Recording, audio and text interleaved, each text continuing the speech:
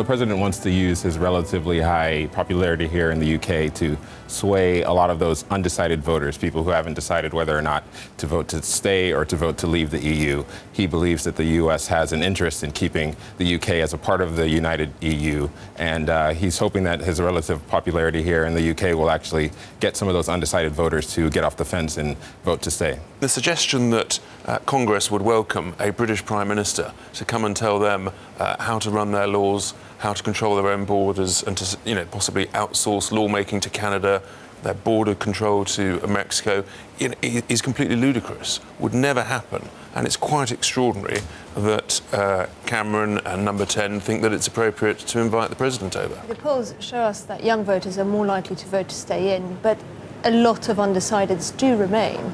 So this is a bit of a coup for David Cameron, because he's, of course, as Tony said, hoping that a big popular figure like President Obama will help those who are not quite sure, who might sort of go to the referendum day, being a little unsure to vote and think, OK, fine, President Obama said we should stay in, therefore, let's do it. It's a one-off event. So economists usually use precedents, and there's no real precedent there, so it's fair to say that it's very uncertain.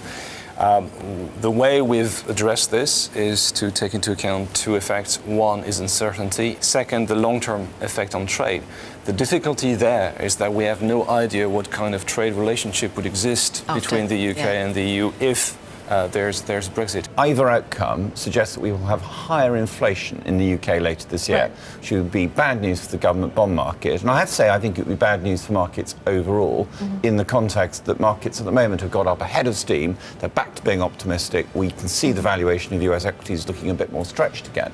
And I do think that we will have another correction in the months ahead.